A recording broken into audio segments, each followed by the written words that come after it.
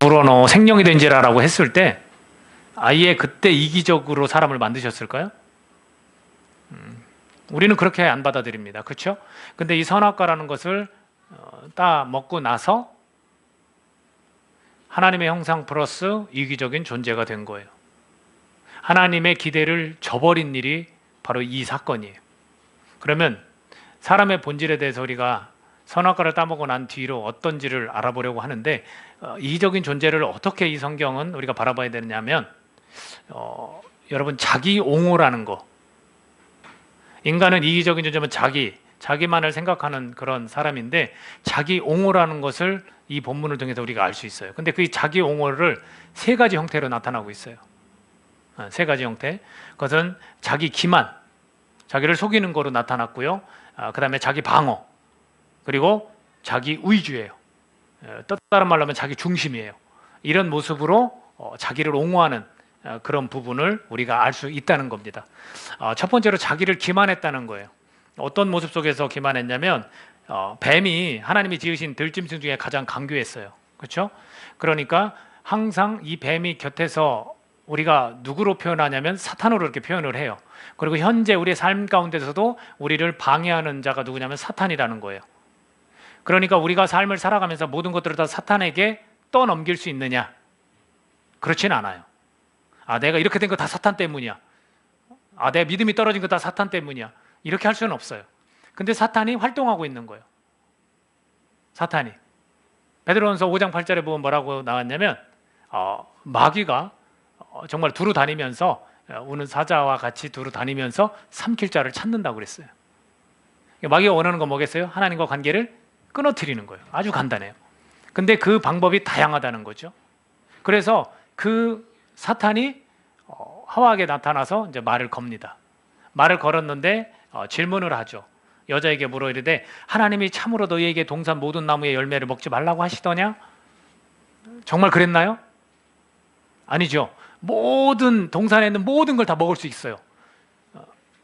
이 사람을 하나님이 너무 사랑하시는지 그걸 다 먹을 수 있게 하셨는데 딱 하나만 금하신 거거든요. 근데 그 질문을 던집니다.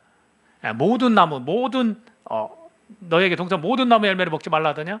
아니, 모든 걸 먹게 했죠. 사실은 하나만 금지를 한 것뿐이죠. 그런 질문을 던집니다. 그러니까 여자가 뱀에게 말하되 동산나무의 열매를 우리가 먹을 수 있다. 그러나 이 모든이란 말을 쓴 거는 예외가 하나 있는 거를 사탄도 알고 질문을 한 겁니다. 그래서 거기에 걸려드는 거예요. 그러면서 동산 중앙에 있는 나무의 열매는 하나님의 말씀에 너희는 먹지도 말고 만지지도 말라. 너희가 죽을까 하노라 하셨느니라. 자, 이 대답 속에서 자기 기만이 들어가 있어요. 하나님께서는 뭐라고 하셨냐면 2장 17절에서 선악을 알게 하는 나무의 열매는 먹지 말라. 내가 먹는 날에는 반드시 죽으리라 하시니라. 자, 먹지 말라고 했어요. 근데 하와는 오늘 대답을 사탄에게 뭐라고 했습니까? 하나님의 말씀에 너희는 먹지도 말고 하나님이 그렇게 말씀하셨다는 거예요. 만지지도 말라고. 근데 하나님이 그렇게 말씀하셨습니까? 아닌 거예요. 이것은 자기 자신을 속이는 거예요. 왜 속였을까요? 왜 속였을까요? 그렇죠. 우리 알고 있어요. 지금 우리가 답을 알고 있다고요. 먹고 싶은 마음 때문에 그래요. 그 욕구를 사탄이 제대로 건드린 거예요.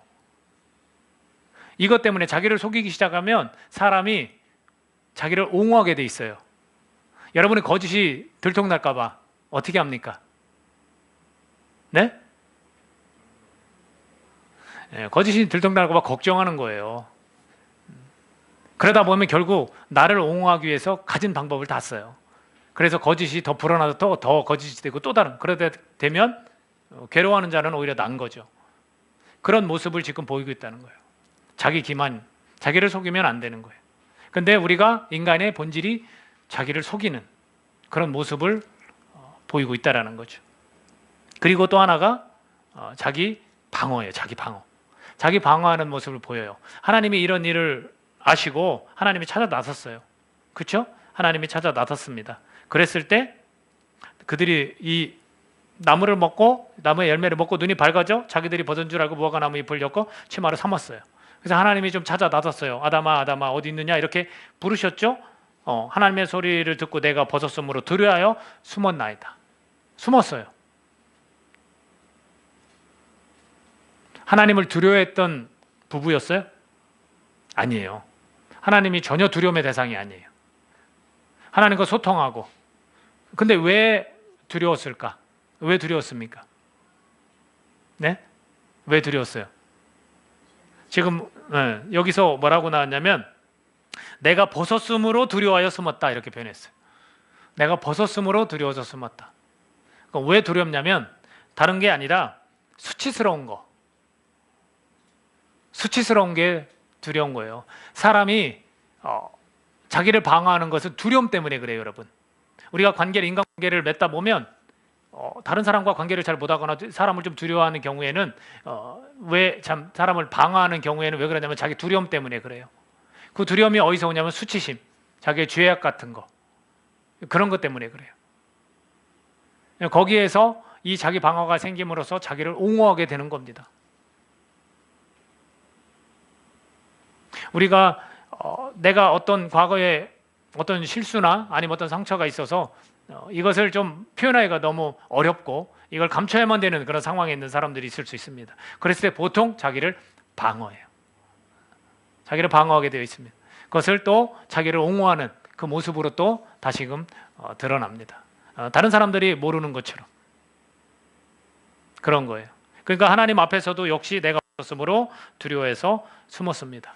우리가 하나님 앞에서 사실은 다른 사람을 방어한다는 것도 마찬가지로 하나님 앞에서도 우리가 떳떳하지 못한 거예요. 우리가 하나님 앞에도 좀 떳떳할 수 있어야 돼요. 하나님을 두려워하는 거 그것은 자연스러운 겁니다. 근데 그 경외라는 거에 나오는 그 두려움과는 지금은 달라요. 나의 부끄러운 것 때문에 두려워서 숨는, 하나님 앞에 떳떳하게 나가지 못하는 그런 모습들이 있다라는 겁니다. 그리고 또 하나는 뭐냐면 자기 의지예요.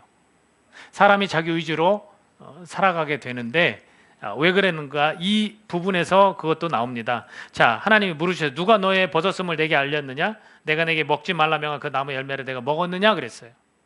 그렇다면 우리가 상식적으로 생각할 때 아담에게 이제 먼저 이야기를 했죠. 그렇다면 우리가 어떻게 대답을 해야 되겠습니까?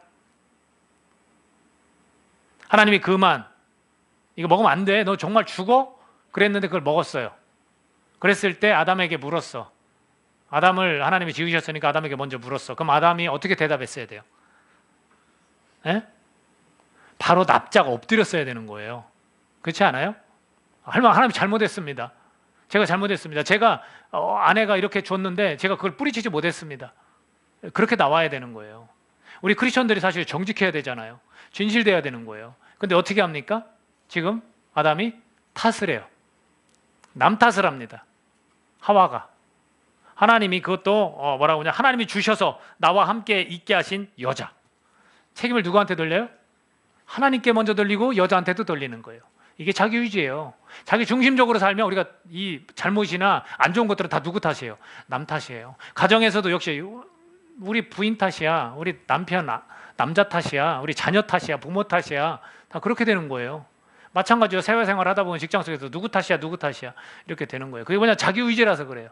모든 것이 자기 시각으로 바라봐지고 자기가 해석하고 이렇게 되는 겁니다. 그랬더니 여자에게 또 물었죠. 그렇죠? 여호와 하나님이 여자에게 물었더니 내가 어찌하여 이렇게 했느냐 했더니 여자가 뭐라 했습니까? 뱀이 나를 꿰물어 내가 먹었습니다. 사실 하나님께서 먹지 말라 금했지만 만지지도 말라라고 했던 자기의 이 속내 욕구와 욕심을 드러냈는데도 불구하고 누구 탓을 하고 있냐면 뱀 탓을 하고 있어요. 사실은 하나님과 자기가 관계를 맺고 있으면 뭐라고 이야기되면 잘못했습니다. 제가 간교한 뱀에게 넘어갔습니다. 사탄에게 제가 넘어갔습니다. 잘못했습니다. 이렇게 했어야 되는 거예요. 근데 자기의 욕심과 욕구는 다 감추고 그리고 사탄에게 탓을 하는 거예요. 자기 의죠. 이것 때문인지 몰라도 오늘날 우리의 사람의 모습을 보면 사실은 이런 모습을 다 갖고 있어요. 아담이 제2의 아담인 예수님은 생명을 갖고 왔지만 제1의 아담은 뭐를 갖다 주냐면 죄를 갖다 준 거예요. 그래서 우리가 이런 자기를 옹호하는 모습 이런 모습들을 나도 모르게 유전적으로 타고나는 것 같아요. 자기 의지고 자기를 속이고 또 자기를 방어하는 이런 모습들이 우리 모두에게 있다라는 거죠. 이것을 우리가 창세기를 통해서 봅니다. 근데 이러한 것이 발전되어져서 인간은 굉장한 타락을 합니다. 그래서 하나님이 이 인간의 타락을 보고 어떻게 표현하셨냐면 6장에 가보면 노아라는 방주, 여러분 잘 아시잖아요. 어떻게 표현하냐면 여호와께서 사람의 죄악이 세상에 가득함과 그의 마음으로 생각하는 모든 계획이 항상 악할 뿐임을 보시고, 죄가 들어오고 나서는 정신없어요. 아담과 하와가 난 아들 형제끼리 죽였잖아요. 가인이 아벨을 살해하는 그런 일도 나타나고, 그 뒤로 계속해서 범죄뿐만 아니라 부패, 타락, 이런 모든 일들이 일어나고 있습니다. 그랬더니 하나님께서 사람이 마음으로 생각하는 모든 계획이 항상 악하다라고 결정을 내리시고 땅 위에 사람 지으셨음을 한탄하사 마음에 근심하기 시작합니다. 하나님이 작정을 하셨죠. 그리고 물을 통해서 다 쓸어버리겠다 했습니다. 그러나 다 쓸어버렸으면 이 땅에 인간이 없었을 거예요. 그러나 노아의 가족 단 8명만 남겼어요. 그리고 많은 짐승들도 암수로 남겨놨어요. 그리고 오랜 시간이 지나서 그들을 다시금 이 땅에서 생육하고 번성하라 말씀해 주셨습니다. 이것을 우리가 창세기에서 그대로 인간을 만드시고 생육하고 번성하라, 땅에 충만하라고 똑같이 말씀을 하시고 그 사역을 펼치십니다. 이걸 뭐라고 얘기하냐면 이거는 구약의 어떤 창세기 어떤 신학적 메시지에 포함되는 건데, 이거는 새 창조, 재창조의 사역을 하시는 분이라는 거예요. 하나님은 무에서 유를 창조하시지만 아무것도 없는 곳이 아닌 어떤 이 사람의 어떤 존재성을 가지고 일을 막 해나가시는 그런 모습을 보이십니다. 그래서 이 땅 가운데 다시 그 8명이 많은 민족과 사람들을 일구어냅니다.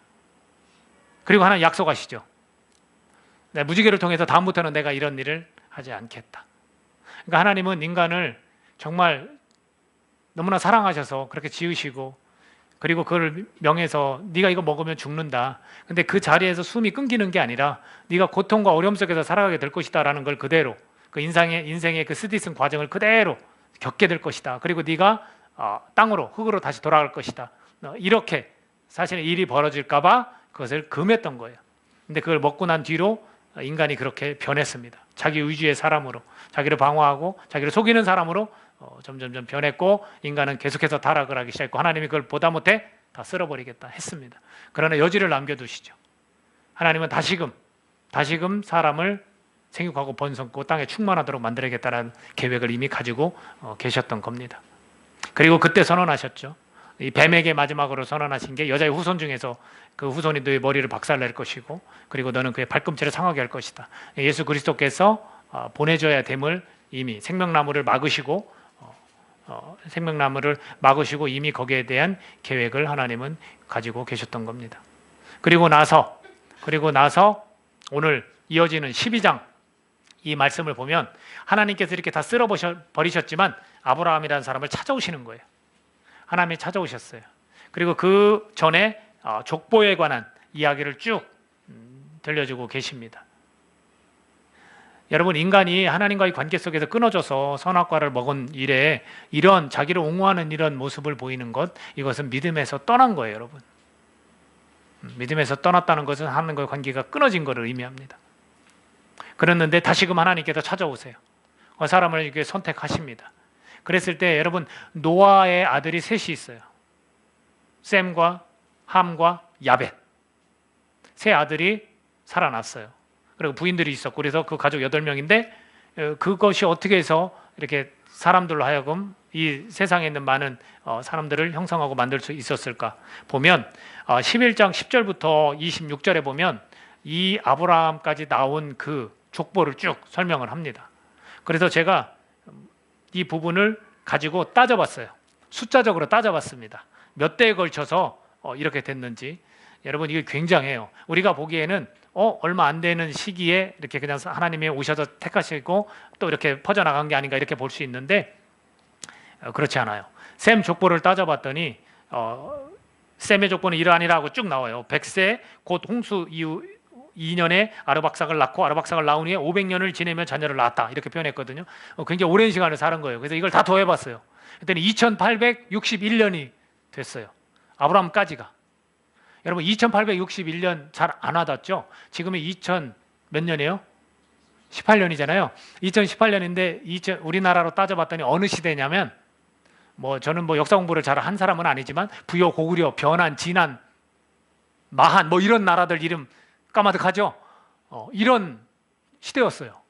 그때하고 지금 이 간격이에요. 어마어마하죠. 그때하고 지금 이 간격 동안 아이를 낳고 사는 거예요. 그리고서 2861년 만에 이제 아브라함에게 찾아오신 거예요. 데라라는 그 가족에게 찾아오신 거예요. 여러분, 우리의 시간표대로, 우리의 때대로 하나님 움직이시지 않습니다. 하나님은 하나님의 때에 맞게 하루가 전년 가고 전년이 하루 같은 분이세요. 굉장히 오랜 시간 동안 수없이 많은 사람들을 이 땅에 충만케 하신 거예요. 그 때까지 기다리신 거예요. 그러니 이 지구상에 많은, 이제 우리가 바벨탑 사건도 알지만 그 많은 사람들이 흩어져서 살게끔 되어진 상태에서 하나님이 이 데라라는 가족을 찾아오십니다. 그리고 찾아오셔서 어떤 일을 진행하시냐면, 데라라는 가족은 갈대아 우르라는 곳에 있었어요. 그리고 너네 친척 본토 아비집을 떠나라, 이렇게 말씀을 하시는 겁니다. 그래서 아버지 때에 이미 그곳에서 발길을 옮겨서 하란이라는 곳으로 갑니다. 아들 셋이 있었는데 그중에 하란은 일찍 죽고, 하란은 아들 이름과 동시에 지명 이름이에요. 지금 혼돈하시면 안 됩니다. 그래서 갈대 우르에서 막내 아들은 이미 먼저 죽었습니다. 그리고 하란이라는 곳에 거주하고, 다시 하란이라는 곳에서 아버지는 죽고, 그 다음에 아브라함에게 다시금 그것을 떠나라 해서 가나안, 내가 내게 보여줄 땅으로 가라 해서 오늘 읽은 이 본문 가나안 땅으로 가려고 마침내 가나안 땅에 들어갔다, 이렇게 성경은 표현하고 있습니다. 자, 그러면 갈대아 우르라는 곳이 어떤 곳이기에 떠나라고 하셨을까? 이곳은 상업 도시였고요. 굉장히 무역이 발달한, 문명이 발달한, 고고학자들이 BC 2000년 전에 그렇게 발달한 도시였다라고 보고 있습니다. 그렇다면 그곳에는 뭐가 많았느냐? 여호수아에서 보면 우상 숭배가 많았다, 이렇게 표현을 해요. 데라가 섬기던 그 우상들, 이런 표현을 해요. 그렇다면 그곳을 떠나라고 한 것은 우상들을 버리고 배교하라는 거예요. 그래서 그것을 결정하고 그 가정에 옮깁니다. 그렇다면 아버지 데라가 우상을 만드는 직업도 가졌고 우상을 섬겼다면 아들은 어떻겠습니까? 70세의 이 아들들을 낳았다라고 했는데 이 아들도 당연히 다른 신을 섬겼던 거예요. 하나님이 선택해서 사람을 찾아오셔서 한 일이 뭐냐면 그걸 끊어라라는 거예요. 결국은 하나님을 섬기도록 만드시는 거예요. 그래서 그것을 떠났지만 데라는 205세에 어디서 죽었냐면 하란이라는 곳에서 죽었습니다. 하란은 그저 갈대아 우르라는 그 지역 안에, 지명 안에 있는 도시예요. 그러니까 결국에 아버지 데라는 그걸 다 버리지는 못했어요. 그러나 아브라함만큼은 하나님이 찾아오셔서 다시금 12장 1절에서 여호와께서 아브라함에게 이르시되 너는 나의 고향과 친척과 아버지의 집을 떠나 내가 네게 보여줄 땅으로 가라. 보여주지도 않았어요. 보여줄 땅으로 가라고 했는데 아브라함이 좋은 면이 바로 이런 거예요. 하나님이 찾아오셔서 선택하셨다, 나에게 명령하셨다 해서 그 아브라함이 선택한 게 뭐냐면 바로 여호와의 말씀을 따라 갔다라는 거예요. 순종한 거예요. 그래서 너를 통해서 많은 민족을 이루겠다라고 말씀을 하셨습니다.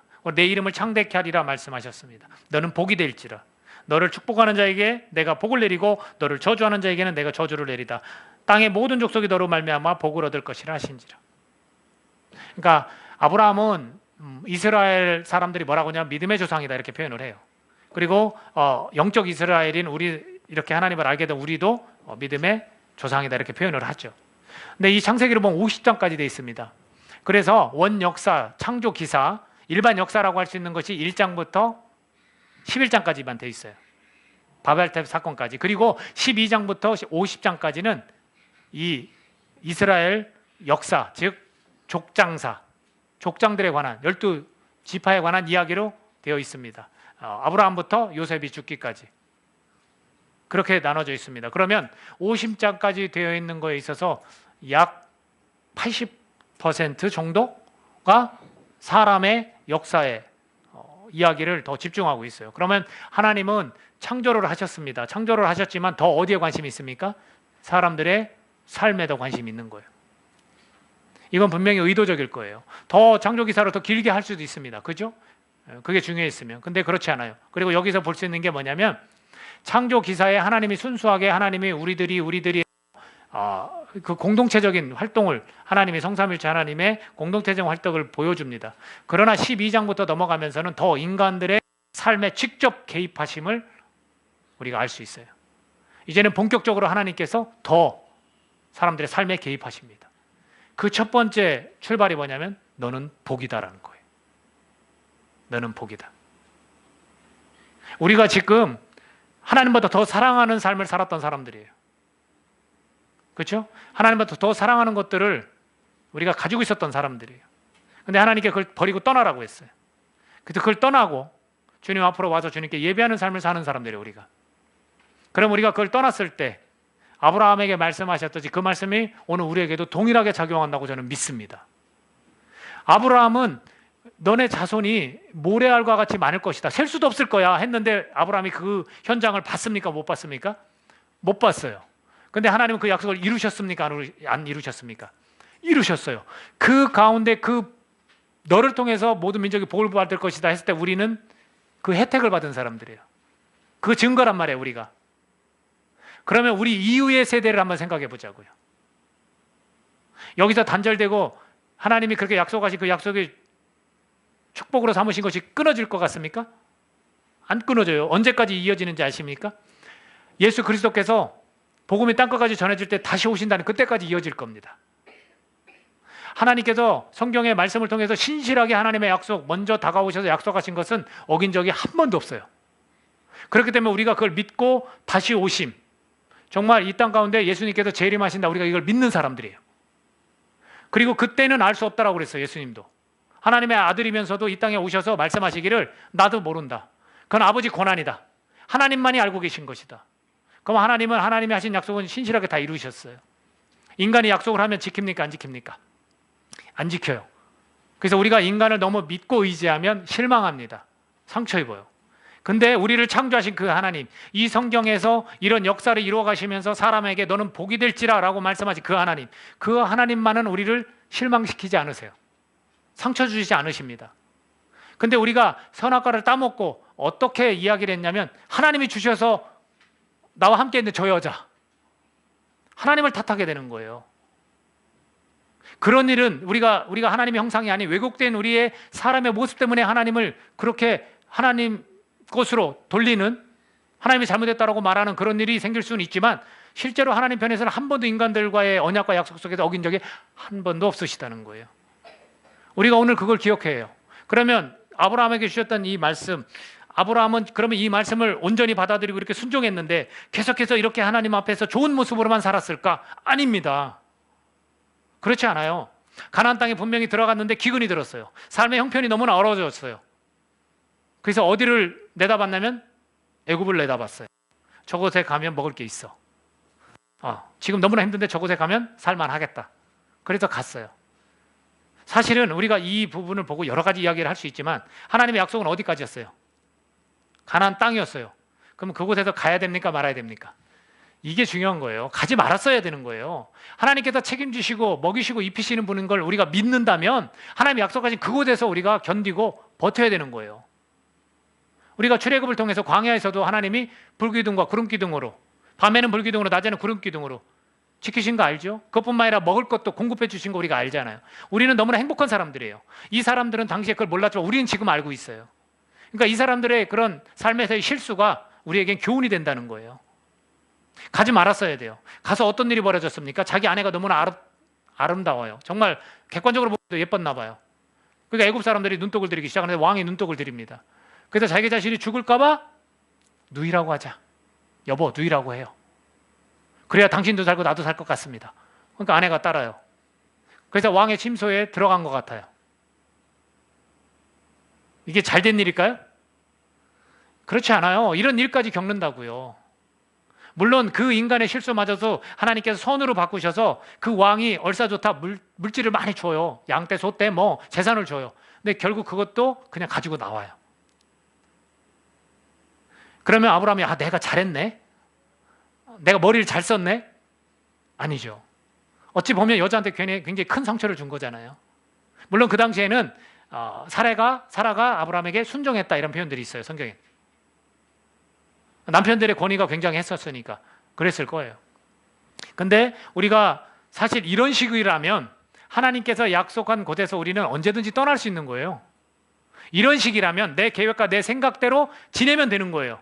이게 더 유리해 보여, 이게 더 나한테 맞아 보여 하면 그걸 해도 되는 거예요. 근데 우리 삶이 그렇습니까? 아니라는 거죠. 우리의 뜻과 우리의 계획대로 잘 될 것 같으면 우리가 하나님이 왜 필요합니까? 내가 생각하고 계획한 대로 다 이루어지는데. 근데 그렇게 안 된다는 거죠. 근데 여기서 뭘 봅니까? 하나님께서 선택하셨지만 그 인간은 자기를 옹호하는 부분이 있어서 그런지는 몰라도 선악과를 따먹은 뒤에 인간은 분명히 이기적인 존재가 됐습니다. 그런지는 몰라도 아브라함도 계속해서 실수를 해요. 그런데도 불구하고 신실하게 그에게 축복의 통로로 삼으신 것을 우리가 기억해야 됩니다. 아브라함에게 그러한 말씀을 하신 것을 오늘 우리에게, 믿음을 갖는 오늘 우리에게 이것 또한 동일하게 적용된다고 저는 믿습니다. 한 가정이, 한 사람이, 믿는 사람이 한 가문에 들어왔습니다. 핍박받았어요. 남편한테도 얻어맞기도 하고 폭력도 당했습니다. 근데 그 한 사람 때문에 그 가정의 전체 구성원 30명 이상이 다 예수님을 믿었다는 이야기를 이번 주 중에 제가 들었습니다. 교수도 있고 목사도 있고 선교사도 나왔습니다. 그렇다면 이 말씀이 그 사람에게 적용이 된 겁니까? 안 된 겁니까? 된 거예요. 내가 축복의 통로다라는 거예요. 너를 통해서 네 후손들이 복을 받을 것이다. 나를 통해서 내 주변에 있는 내 대가 복을 받는 겁니다. 그 복의 개념이 뭡니까? 잘 먹고 잘 사는 겁니까? 좋은 직위에 올라가는 겁니까? 그게 아니에요. 오늘 12장 2, 3절에서 나와 있습니다. 내가 너로 큰 민족을 이루고, 자, 큰 민족을 이룬다고 할 때 그 민족을 누구의 백성이 되는 거예요? 하나님의 백성이 되는 거예요. 그렇다면 이 복은 어떤 복입니까? 우리 후손이 하나님을 섬기는 사람이 된다는 거예요. 그리고 내가 복을 주어 내 이름을 창대하게 하린다. 너는 복이 될지라. 자, 내 이름을 창대하게 한다. 여러분, 우리가 세상에서 말하는 그 굉장히 유명한 사람이야, 성공한 사람이야, 이 소리 듣습니까? 아브라함은 이스라엘 백성에게 뭐라고 칭함을 받습니까? 믿음의 조상이다. 그러면 우리 후손들이 뭐라고 얘기합니까? 여러분이 대충 살았어요. 정말로 여러분들이 그냥 뭐 믿는 둥만은 대충 살았어. 근데 후손들이, 야, 우리 할아버지, 야, 우리 할머니 정말 예수님 닮은 모습으로 주님께서 원하신 삶을 살았대. 이렇게 전해질까요? 아니죠. 그렇지 않죠. 내가 이 말씀을 믿고 어떻게 살아가느냐에 따라서 우리 할아버지 정말 하나님만 의지하면서 그렇게 살아가셨어. 그 신앙을 우리가 본받자. 가정예배 드리면서도 그게 되는 거예요. 그러면 결국 내 이름이 창대케 되는 거예요. 그 인간적인 실수 왜 없습니까? 허물 왜 없습니까? 근데 왜 이런 이름이 높임받는 일이 생깁니까? 하나님께서 찾아오셔서 언약을 맺어주셨기 때문에 그래요. 하나님 편에서의 약속이기 때문에 그래요. 그뿐이 아닙니다. 너를 축복하는 자에게는 내가 복을 내리고 너를 저주하는 자에게는 내가 저주를 하리니 땅의 모든 족속이 너로 말미암아 복을 얻을 것이니라. 나 한 사람이 하나님 앞에서 축복의 통로로 쓰임받으면 가족뿐만 아니라 정말로 땅끝까지 복음이 전해지는 일에 쓰임받는다는 겁니다. 왜 내 대에만 이루어져야 돼요? 그런 거 아니지 않습니까? 그 믿음을 우리가 가져야 돼요. 여러 대를 거쳐서 이것들이 이루어진다라는 믿음을 우리가 가져야 돼요. 그럼 아브라함의 복은 뭘로 근거를 했냐? 믿음으로 근거를 했습니다. 인간이 왜 그런 자기 옹호와 자기를 속이고 자기를 방어하고 자기 중심적으로 살아갑니까? 믿음에서 떠났기 때문에 그래요. 그러면 왜 아브라함은 이렇게 믿음의 조상이 됐습니까? 왜 복의 통로가 됐습니까? 그 믿음을 근거로 한다는 거예요. 하나님의 이 말씀을 찰떡같이 믿었던 거죠. 그러나 더 대단한 건 그 인간이 대단한 게 아닙니다. 하나님께서 계속 찾아오셨어요. 내 자손을 통해서 이룰 것이다 했어요. 근데 사례는 임신하지 못하는 여자였어요. 상당히 오랜 시간을 기다려야 했어요. 75세에 하란을 떠났습니다. 가나안에 들어왔습니다. 100세에 아이를 주셨어요. 25년을 기다려야 했어요. 근데 중간에 기다리지 못했어요. 그것도 아내 때문에. 그래서 아내 사례 종을 통해서 자식을 낳았는데 이스마엘을 낳습니다. 그래서 그 자녀를 통해서 하나님이 이루실 줄 알았어요. 근데 하나님이 찾아오세요. 걔는 아니다. 내가 분명히 말하지 않았느냐. 내 씨, 내 자손에게 내 씨예요. 내 씨를 통해서 내가 많은 민족을 이룰 것이다. 그래서 그 씨 중에 태어난 사람이 누구예요? 이삭이에요. 근데 그 당시에 자기들의 현실을 봅니다. 아브라함과 사례가 현실을 봅니다. 월경도 하지 않는 모든 이 태의 열매를 맺을 수 없는 뭐 이런 상황에서 자녀를 주신다고? 하고 피식피식 웃어요. 그래서 웃음이라는 이름을 지는 이삭의 이름을 그렇게 지은 거예요. 웃음이라는 뜻을 가지고. 네가 웃었기 때문에 이삭이다. 우리가 웃었기 때문에 이삭이다. 사람이 얼마나 신실하게 하나님을 의지하고 얼마나 믿음을 지켜갑니까? 저와 여러분을 보면 우리가 알 수 있지 않나요? 여러분 승승장구하세요. 지금 삶을 살아가면서 여러분의 신앙이, 믿음이 계속해서 막 견고하고 계속해서 싸워서 막 가고 있습니까? 그렇지 않아요. 우리의 삶에 우리의 실수, 허물들 통해서 우리 다시 한번 교훈을 얻고 다시 한번 깨닫는 거예요. 성경의 인물들 이런 부족한, 이런 덜된 모습, 이런 걸 왜 보여주시냐? 우리가 교훈을 얻어야 돼요. 내가 이런 상황에서 이렇게 선택하면 안 되는구나. 하나님의 약속이니까 내가 이걸 굳게 잡고 가야 되는구나. 이걸 보여주는 거예요. 여러분, 하나님은 누구에게 관심이 있습니까? 50장 중에서 12장부터 50장까지 사람들의 삶에 개입하신 걸 보면 사람에게 관심이 있습니다. 자연 만물 창조하신 거 맞아요. 근데 거기에 더 관심 있는 게 아니에요. 하나님의 사랑의 대상은 이 자연 세계가 아니에요. 이 자연 세계에 사람을 딱 만들어 놓고 거기에 관심을 갖기 시작을 하신 거예요. 저는 이렇게 말씀드리고 싶어요. 나는 하나님의 관심입니다. 여러분들은 하나님의 관심이에요. 이 세상 가운데서 다른 것들에 관심 갖고 정말 하나님을 더 사랑하는 것들을 이제는 끊고 하나님만을 사랑하고 하나님이 예비하시고 준비하신 그 복을 누리게 하는 그런 사람으로 부르신 거예요. 우리가 이런 믿음을 갖고 계속해서 전진해 가야 된다는 거예요. 우리가 세상을 바라보면 너무나 악하고 정말로 예전처럼 하나님이 홍수로 다 쓸어버리실 것 같은 그런 세상인 것 같죠? 근데 하나님은 그렇게 하시기로 안 했습니다. 안 하실 겁니다. 그러나 이제는 하나님이 사람들을 택해서 사랑하는 그 사람들, 백성 삼으셔서 그 사람들을 통해서 이 땅이 하나님의 나라라는 것을 보여주실 겁니다. 교회가 그런 희망의 그런 어떤 터와 같은 곳 아닙니까? 그러니까 우리가 좀 이런 것들에 정신을 좀 차렸으면 좋겠어요. 정신을 좀 바짝 차리자고요. 교회가 어떤 곳인지, 머리 대신 주님을 따라 우리가 연결된 곳입니다. 그리고 우리가 누구냐? 다 축복의 통로예요. 사람의 생명을 구원하고 하나님 앞에 다시 그렇게 관계를 맺는, 자기 이기적인 그런 모습으로만 살아가는 그런 세상이 아니라 서로 사랑하고 서로 나누고, 하나님이 날 그렇게 사랑하듯이 나도 그 사랑 받았으니 나도 나누고, 이런 세상이 돼야 야 정말 교회를 통해서 이 세상이 변화되는구나. 믿지 않는 사람들도 사실은 그렇게 보는 거 아닙니까? 물론 실수도 있어요. 괜찮아요. 거의 죄책감 가질 필요 없어요. 하나님 앞에 떳떳이 오픈된 마음으로 나가면 되는 거예요. 잘못했습니다. 하나님, 내가 이런 실수를 했습니다. 내가 돌아오겠습니다. 그래서 회개의 길을 열어놓으셨잖아요. 누구의 이름으로? 예수 그리스도의 이름으로 용서가 된다고 그랬어요. 근데 자꾸 이렇게 인간적인 마음으로 숨고 그러는 거예요. 두렵고 방어하고 그러는 겁니다. 속이고 내 의지로만 자꾸 가고. 그러니까 교회를 어떻게 바라봐요? 야, 뭐가 잘못됐다, 다 남 탓하고 있어요. 그렇지 않아요? 목사가 잘못이야, 성도 중에 누구 장로들 잘못이야, 뭐 직분자들 막 들먹거리면서. 그게 아니라 떳떳하게 제가 잘못했습니다. 하나님, 내가 하나님께 충성되지 못했습니다. 내가 사랑하라고 말씀하셨는데 사랑하지 못했습니다. 그렇게 나가야 되죠.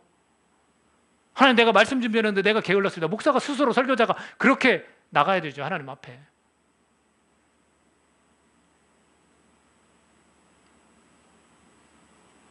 우리가 이걸 좀 기억했으면 좋겠어요. 하나님의 언약은 변치 않는 거예요.